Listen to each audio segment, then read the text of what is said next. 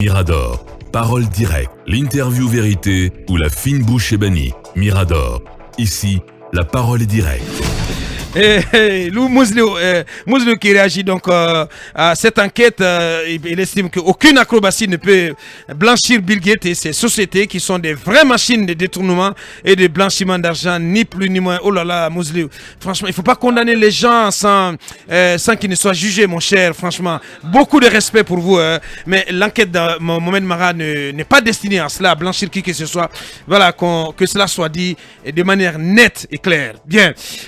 Bonjour à vous, monsieur Mohamed Kamara, et bienvenue. Bonjour, bienvenue. Merci de l'invitation. Bien, on s'intéresse donc au volet administration et justice des 100 jours du colonel Mamadi Doumbouya. Première question avec vous, Lincoln. Alors aujourd'hui, la justice, comme l'a dit le président, devrait être la boussole de cette transition.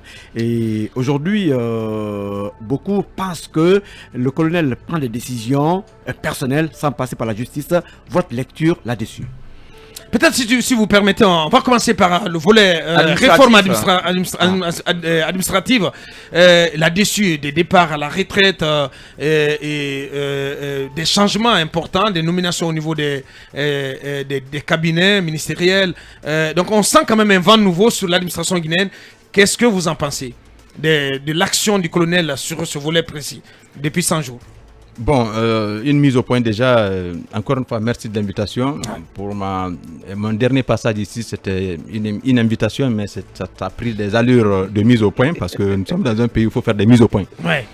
Je suis là pour parler plutôt, répondre à votre invitation, pas en porte-parole, parce que je ne suis pas mieux placé pour dire, bon, qu'est-ce qui a été fait, mais c'est mon avis oui, tout à fait. qu'il faut en tant que citoyen pour apporter un peu la contribution, pour savoir quel est l'état des lieux, qu'est-ce qui peut être fait pour que notre pays puisse aller de l'avant, parce que tout le monde a intérêt à gagner au niveau de cette transition, indépendamment des nominations à des postes, parce que pour celui qui sait où on était et mesure les intentions louables qui sont affichées, on ne peut que souhaiter la question de la réussite tout en étant lucide. Oui. Voilà. Donc, pour la question de l'administration, c'est tout à fait normal que les gens, par exemple, soient admis à faire valoir leur droit à la retraite. L'important est que les deux lois soient respectées, la loi 025 et puis la loi 027, l'une sur les droits, les principes de fonctionnement de l'administration, mais aussi l'autre sur le statut de l'agent de l'État, donc les agents de l'État. C'est tout à fait normal que tout cela soit mis en œuvre. Vous savez, notre administration n'a pas beaucoup fait œuvre utile pour plusieurs raisons, parce que c'était fortement politisé. Pour peu que vous fassiez observer un des principes, le principe de la neutralité par exemple, mais vous êtes vu comme un opposant interne. Donc ce n'est pas maintenant là que ça a commencé, et ça c'est depuis très longtemps. J'en ai subi pour avoir été à des niveaux donnés, donc, et beaucoup souffrent de cela en silence. Or, il y a la neutralité politique et la neutralité religieuse au niveau de l'administration, parce que si un administrateur venait à afficher une couleur politique partisane, automatiquement le citoyen ne peut pas être tout satisfait, ni même être mis en confiance, parce que vous êtes appelé à réaliser le service public dans la neutralité, dans l'égalité, la continuité. Donc si vous êtes un partisan du pouvoir et vous faites de la démagogie ambiante, un citoyen militant réputé être militant d'un parti politique de l'opposition peut redouter venir vers vous pour le servir. Donc vice versa. Donc c'est important que l'administration soit neutre. Et finalement, le fait de faire en sorte que les personnes soient admises à faire valoir leur droit à la retraite, c'est tout à fait une très bonne chose. Maintenant, il faut des mesures d'accompagnement. C'est-à-dire ce qui a commencé là est une très bonne chose. Mais pour que les gens n'aient pas peur de la retraite, comme si c'était pour jeter en pâture des personnes qui ont pourtant aidé beaucoup le pays. Donc, il y a, par exemple, par le passé, il y avait 3 hiérarchies. La hiérarchie A, B et C. Mais sous l'ancien régime, il y a eu quand même des réformes par rapport à déplafonner, par exemple, les hiérarchies pour aller jusqu'à 6 et puis aller au niveau des grades jusqu'à 12. Par le passé, il y avait 12 grades et chaque grade comportait 12 échelons. Ce qui fait que hiérarchie A, B et C, avec 12 grades, enfin 7 grades, 12 échelons par grade, 12 fois 7, ça fait 84 positions. Alors que présentement, avec la nouvelle législation, il y a 12 grades et puis chaque grade comporte 12 échelons, ce qui fait maintenant 144 positions. Très Donc avec 6 hiérarchies, c'est-à-dire A1, A2, A3, B1, B2 et C.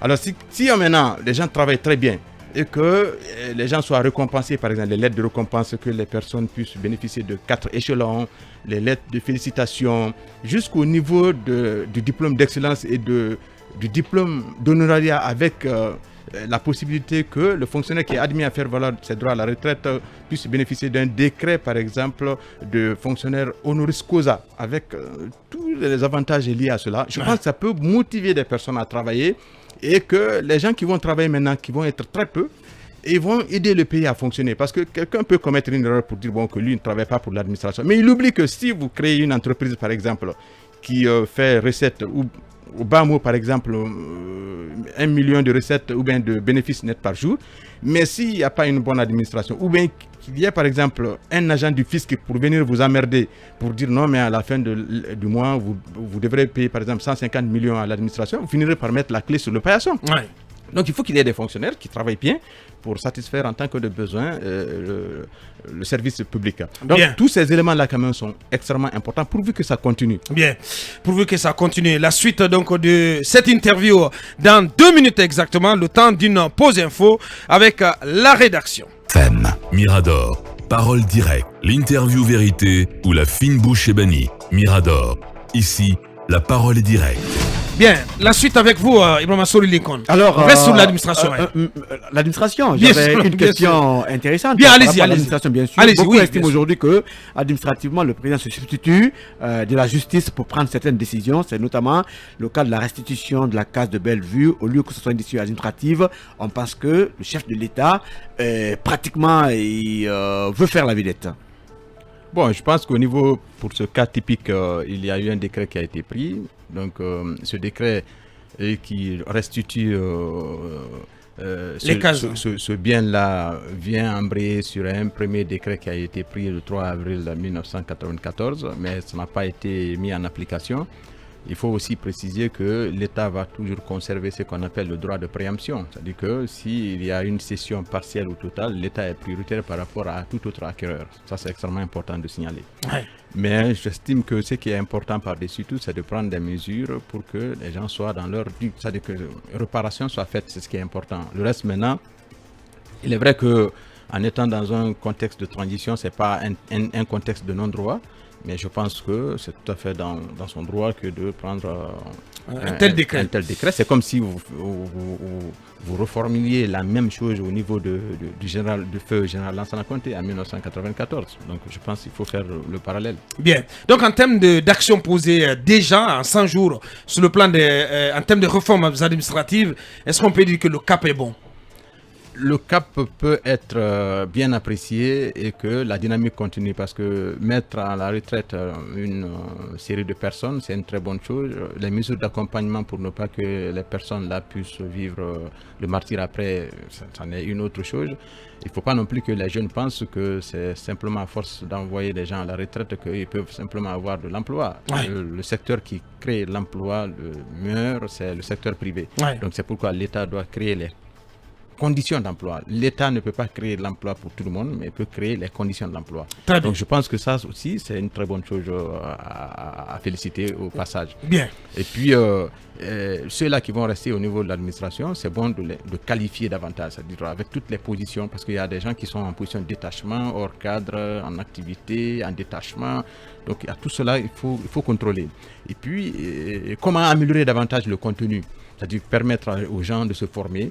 Je me rappelle par exemple d'une initiative qui a été mise en place par l'ancien président, le professeur Alpha Condé, par rapport à l'École nationale d'administration. Bon, qui bat de l'aile.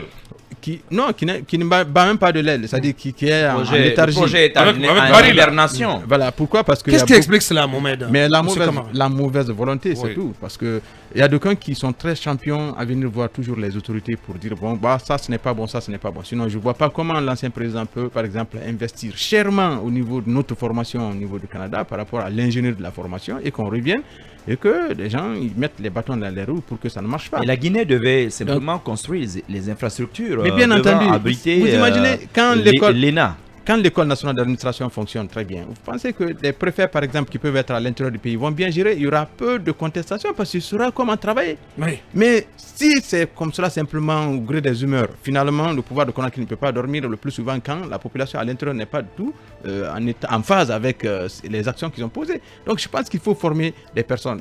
Dilbert l'a dit que les gens les moins compétents doivent être systématiquement affectés au poste du risque de causer moins de dégâts. 2 points, l'encadrement. Donc, cela passe par quoi? Par la formation. Et c'est pourquoi vous allez voir présentement dans notre pays, il y a même une forme de course à l'échalote. Finalement, les gens ne se forment pas.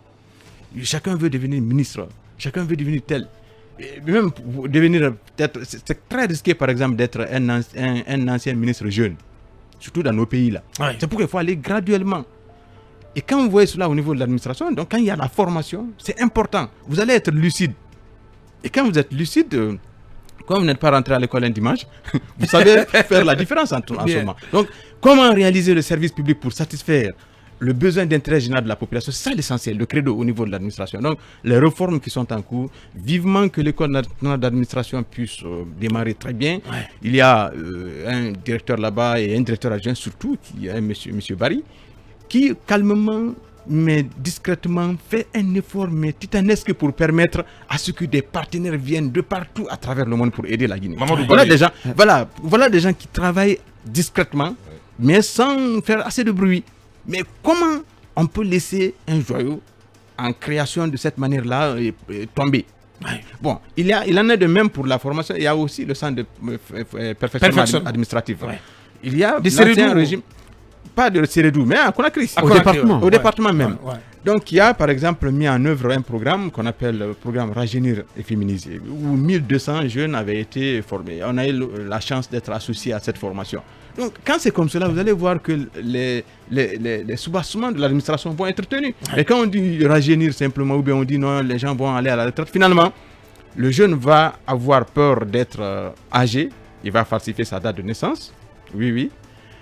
Et la personne qui doit être admise à faire valoir ses droits à la retraite va aussi avoir peur et falsifier également la date de naissance. L'un dans l'autre, c'est quand l'impunité est consacrée, ça donne le lit à tout cela. Et quand les gens travaillent bien, ils sont bien rémunérés, je pense que l'administration peut fonctionner très bien. Bien. Vivement que cet élan-là puisse continuer. Est-ce que les ministres devraient avoir aujourd'hui leur mot dans le choix de leur cabinet, puisqu'on a comme l'impression que les cabinets pratiquement sont composés des personnes parachutées. D'ailleurs, les problèmes commencent dans certains départements, entre les ministres, les chefs de cabinet, même les secrétaires généraux. Je ne saurais confirmer ou infirmer ce constat, mais l'idéal serait que quand des nominations doivent avoir lieu, pour éviter par exemple que les gens ne se regardent en chien de France, que les autorités soient briefées en amont pour dire bon, il y a tel, est-ce que ça peut marcher très bien pour éviter des erreurs de casting ou bien des incompréhensions, parce que le plus souvent ça peut donner lieu à cela. Mais l'un dans l'autre, je pense, n'étant pas dans les secrets de ces nominations. Au département de la sécurité, il y a des problèmes entre le ministre et le secrétaire général depuis quelques jours. Je reprends encore une fois, je ne saurais ni confirmer ni infirmer si les personnes sont déjà conviées à des entretiens à 3, à 4 ou quoi que ce soit. Donc, ce que j'explique, c'est en enseignant. Ce qui est important pour le fonctionnement correct d'une administration, parce que l'administration, c'est par exemple comme l'armée, c'est une sorte de parallèle. Excusez du terme, c'est-à-dire que le terme grade, vous entendez dans l'armée, vous entendez au niveau de l'administration, échelon, pareil, section, etc. Mais vous ne prenez pas des gens directement comme cela pour aller d'un coup, comme général, c'est comme quand vous prenez un citoyen lambda qui n'a pas fréquenté l'armée et puis vous mettez les grades de général. Donc, l'un dans l'autre, c'est un exemple pour vous dire combien de fois il est bon, qu'il y a un bon casting et que les gens soient associés. Mais que l'esprit d'équipe, c'est ce qui fait gagner. Parce que si les lois ne sont pas respectées, l'administration ne fonctionne pas bien, les gens peuvent penser que c'est en tirant meilleure partie de tout cela, mais en ce moment, tout le monde peut être impacté. Effectivement. C'est irréfléchi de souhaiter une sorte de reculade de son propre pays. Ouais. Voilà. On va s'intéresser à présent au volet justice de ces 100 jours, Mohamed. Oui, monsieur Camara. Il a déjà posé une première question, hein, qui était là oui, bien sûr. En PM, pour mémoire. Et moi, je voulais poser une question sur, peut-être un petit commentaire, une question sur l'administration. D'accord. Bien. Entre la vérité, c'est qu'il nous reste 10 minutes. Allez-y. On va mélanger. Alors, allez-y, dès c'est vous qui gérez le temps. dès le 14 septembre, il y a eu l'ouverture des fameuses concertations justement entre le CNRD, les différentes entités, les différentes composantes de la nation. Et si mes souvenirs sont bons, je crois vers le 29, il a reçu les magistrats qui, je ne sais pas si vous avez suivi cela, ont dressé le tableau de ce qu'est notre appareil judiciaire aujourd'hui dans notre pays. Les discours avaient été forts, beaucoup avaient été interloqués d'entendre certaines choses venant de ces mêmes magistrats. Et depuis, est-ce que vous avez l'impression aujourd'hui que le CNRD a bien assimilé ce qui avait été dit et que derrière, il y a des mesures correctives, même si je peux, par exemple, moi-même vous citer le cas des magistrats militaires, des 11 magistrats militaires, vous le savez, qu'on faisait poireauter, qu'on ne voulait pas poster. Mais dès qu'on l'a dit sur cette antenne, je crois en 72 heures, le décret a été pris. Pour la première fois, les magistrats militaires formés, des juristes qui étaient des maîtrisards et tout, qui sont passés par l'école justement nationale, et donc ont été postés. Mais est-ce que vous avez l'impression que les nouvelles autorités ont pris toute la mesure réellement d'un besoin de refondation mais totale du corps de la magistrature? Oui, c'est pourquoi vos deux questions se rejoignent. Oui, effectivement. En fait, c'est à juste titre d'ailleurs quand le colonel dit que la justice va être la boussole. Sinon, en principe, la justice ne peut pas être une boussole. La justice tranche. Ce qui doit être la boussole pour tous les citoyens, c'est la loi. Parce que même le juge qui tranche, sa boussole à lui, c'est la loi. Le juge ne dit pas la vérité, mais il dit le droit. Même la procédure à suivre, toute la chaîne pénale, tous les acteurs qui sont liés à la chaîne pénale suivent la loi. Mais quand il dit que la justice va être la boussole, c'est en faisant écho peut-être à ce que vous venez de dire. C'est-à-dire que quand certains magistrats vont jusqu'à passer aux aveux pour dire non, il y a eu de la pression. Oui, il y a eu de la pression, ça veut dire bon, ne comptez pas sur une quelconque autorité sous la transition pour protéger un tel. Autrement dit, c'est la justice qui finira par s'occuper des dossiers. Donc c'est comme cela que je comprends en fait ce slogan-là, sous cet angle-là, pour dire il n'y a pas maintenant de trafic d'influence ou dire bon... Pas d'instrumentalisation de l'appareil judiciaire, mais est-ce qu'il y a un début de matérialisation de cette volonté, de cette annonce? Est-ce que vous sentez le cela? fait déjà, oui, en termes d'annonce, oui, il y a des mesures qui commencent à être prises. Par exemple, quand vous prenez la CRIEF, voilà, la CRIEF qui finira par faire grief à beaucoup de gens, voilà, et parce que en la matière, l'effet qui est important le plus souvent, c'est l'effet dissuasif. Comment vous pouvez comprendre que vous soyez là, M. Abakar, major de promotion, et puis vous voyez des jeunes qui se tapent 10 villas, 15 villas, et qui vous narguent. Et vous voyez la société applaudir cela. Et qui venait 2 fois le semestre en classe. C'est clair. Je suis d'accord. Quand 2 verbes se suivent, le second, ils mettent à tout sauf à l'infinitif. Donc, quand c'est comme cela, ça fait mal. Combien d'hôpitaux sont privés de financement? Combien d'écoles? J'étais très ahuri la dernière fois de constater qu'au niveau d'une commune à Conakry ici, qu'il y avait une école où des gens sont venus pour habiter. J'ai suivi également à l'intérieur du pays.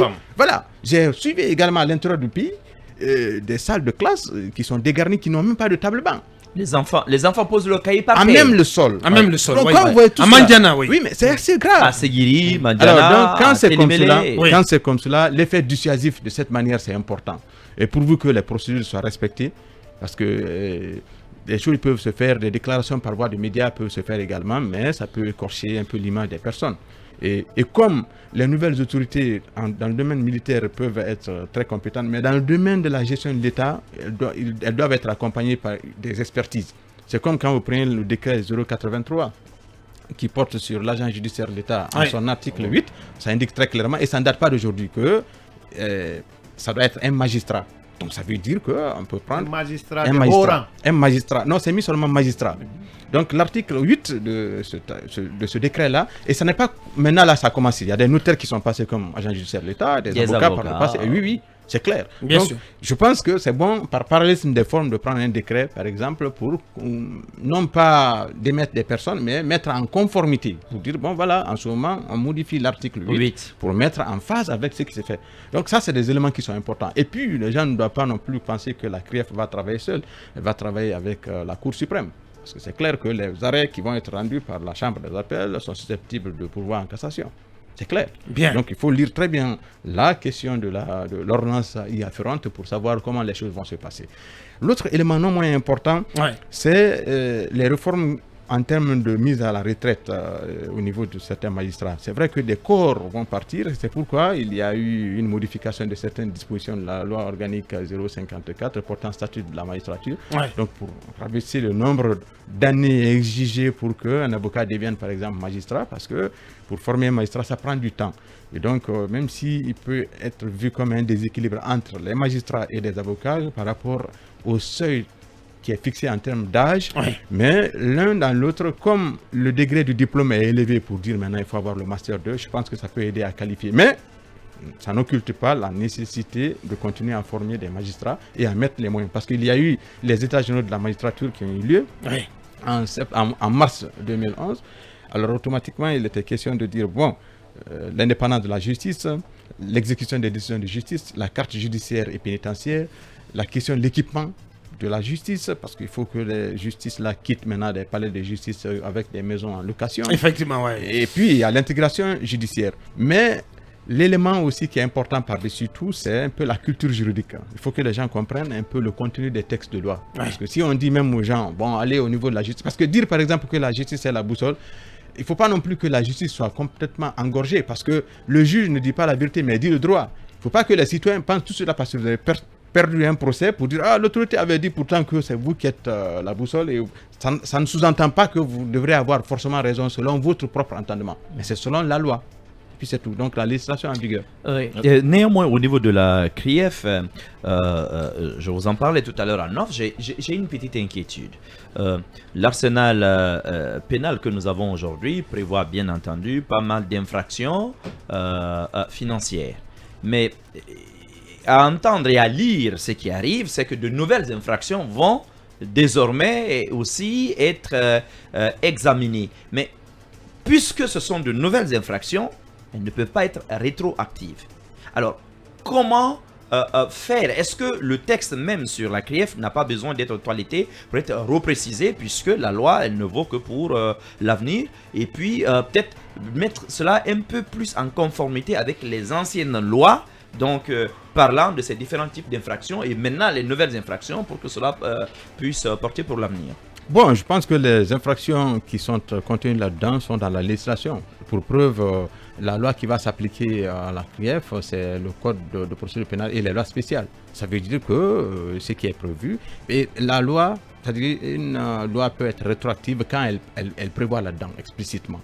Donc l'autre élément important, c'est que même si présentement on parle d'infractions, mais c'est des infractions économiques et financières. Alors, ça ne veut pas dire que toutes les autres infractions pénales, donc des crimes pas du tout. Voilà, sont transférées. C'est une question de compétence simplement au niveau des infractions économiques et financières. Et donc, ce qui est important par-dessus tout, c'est comme c'est un organe qui est neuf, c'est bon peut-être de rehausser un peu le niveau en termes de législation, parce que l'ordonnance est inférieure à la loi, mais supérieure au décret. Bien. Et donc, comme c'est venu d'une autorité, c'est bon que de donner une forme légale à la chose, parce que cette même ordonnance fait des renvois à des lois données. Donc, c'est bon qu'il y ait une sorte de nivellement. Ça permet que la structure s'inscrive dans la durée. Et là, il faudrait aller devant le CNT. Parce qu'on n'a plus que 2 minutes. Comment redonner de l'espoir? Quels peuvent être vos conseils aux autorités de la transition sur le plan de la justice pour que espoir soit redonné à ce peuple qui a tant soif de justice? En 2 minutes, Mohamed. Je pense qu'il y a eu les états généraux de la justice. Là, on ne peut pas prodiguer de conseils. D'abord, qui suis-je pour prodiguer des conseils? Il y a ce rapport-là qui existe là-bas. Je pense que les personnalités peuvent prendre ce rapport-là pour mettre en application. Mais ce qui est important, c'est justement le juge. Il faut s'adresser plutôt au juge. L'indépendance de la justice, d'abord, l'indépendance vient d'abord de la tête, c'est-à-dire le cerveau. L'indépendance de quelqu'un, c'est dans sa tête d'abord, pour reprendre un peu un certain nombre de penseurs en la matière.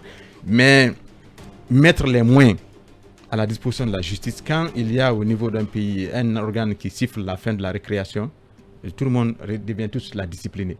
Vous imaginez qu'à l'idée simplement de parler de la création de la CRIEF, beaucoup qui pouvaient penser devenir ministre ou à des hauts postes de responsabilité pensant se mettre plein les poches, vont avoir assez de retenue. Ensuite, ils vont avoir aussi un argument devant la pression sociale. Quand vous êtes nommé au niveau de notre pays, mais c'est extraordinaire. Oui, les demandes sociales, mais c'est pas possible.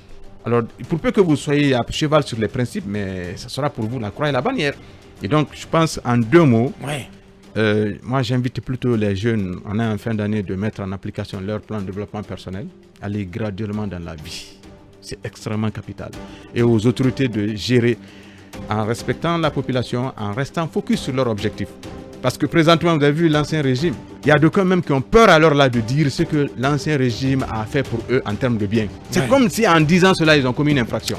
Donc ça veut dire que les gens ont si peur et l'ingratitude est devenue si avérée que je pense qu'il faut continuer à aller sur ce qui peut être dans le développement du pays. Bien. Et penser que vous pouvez avoir la double nationalité et vous mettre à la marge de la République, s'il y a de la dictature, nul ne peut être épargné. Donc chacun n'a qu'à mouiller le maillot dans les limites de sa capacité contributive.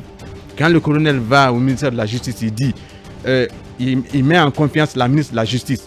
C'est bien, mais le technicien qui a pris le micro, celui qui a mis la caméra, pour permettre aux citoyens de Yomou de voir ça à la RTG, il a joué sa partition pour aider.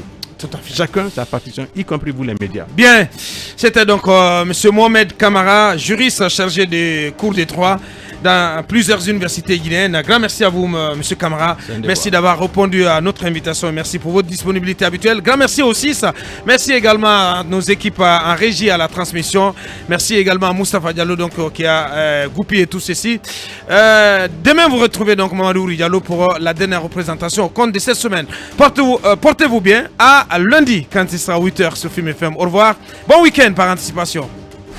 Mirador, la grande messe de l'investigation journalistique, la plus grande tribune politique de la Guinée.